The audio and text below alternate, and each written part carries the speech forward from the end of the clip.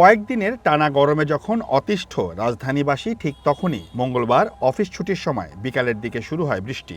কিছুটা থেমে আবারও রাত থেকে অনবরত বৃষ্টি ঝরেছে। মেঘের গর্জন, বজ্রপাত, রাত পেরিয়ে বুধবার ভোর প্রায় ৬ ঘন্টা টানা বৃষ্টি, আর এতেই রাজধানীর বিভিন্ন সড়কে দেখা যায় জলাবদ্ধতা। এতে ভোর থেকেই বিপাকে পড়েন যাত্রী ও পথচারীরা। এই রাস্তা অনেকটা নামা, কিন্তু এই জায়গায় টান, এই জায়গায় নামার লাগা গাড়ি ঘোড়া নষ্ট হয়ে যায়, যাইতে পারি না, চলাচল করন যায় না।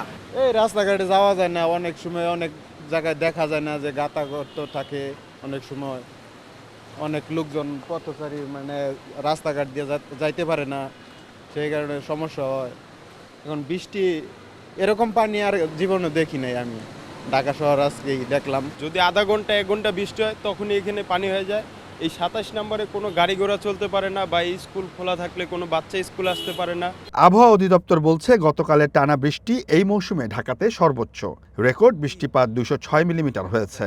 আগামী আরও 3 দিন ভারী বৃষ্টি হতে পারে। গত 24 ঘন্টায় ঢাকায় 206 মিলিমিটার বৃষ্টিপাত রেকর্ড করা হয়েছে। এই ধরনের কনভেকটিভ ক্লাউড বা গভীর সঞ্চালনশীল মেঘমালা থেকে বৃষ্টি হলেই সাধারণত স্বল্প সময় ব্যাপক বৃষ্টিপাত সংঘটিত হয়। তো এই যে পরিস্থিতি, অর্থাৎ সুস্পষ্ট লঘুচাপ, সেটি আরও শক্তিমাত্রা অর্জন করতে পারে এবং অর্জন করে আগামীকালের মধ্যে এটি নিম্নচাপে পরিণত হতে পারে। নিম্নচাপে পরিণত হলে এটি ভারতের উড়িষ্যা বা অন্ধ্র উপকূল অতিক্রম করতে পারে এবং আপাতত দৃষ্টিতে যা প্রতীয়মান হচ্ছে যে এটি ঘূর্ণিঝড়ের রূপ নেওয়ার সম্ভাবনা খুবই কম। সমুদ্র বন্দরগুলোকে 3 নম্বর সতর্কতা ও নদী বন্দরগুলোকে 1 নম্বর সতর্ক সংকেত দেয়া হয়েছে বলেও জানান এই আবহাওয়াবিদ।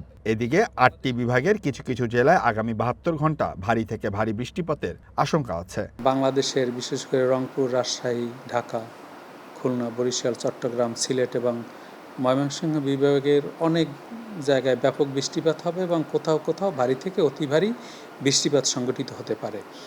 এই কারণে সকল বিভাগের কিছু কিছু জায়গায় ভারী বর্ষণজনিত একটি সতর্কবার্তা রয়েছে, ভারী বর্ষণের একটি সতর্কবার্তা রয়েছে আগামী 72 ঘন্টার জন্য।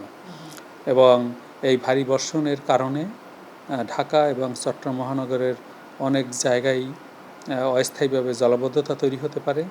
ভারী বর্ষণজনিত কারণে চট্টগ্রাম বিভাগের পাহাড়ি এলাকায় ভূমিধসের সম্ভাবনা রয়েছে। এ মাসে কয়েকটি লঘুচাপ সৃষ্টি হলেও আগামী 10 দিনের মধ্যে কোনো ঘূর্ণিঝড় হওয়ার সম্ভাবনা নেই বলে জানান তিনি।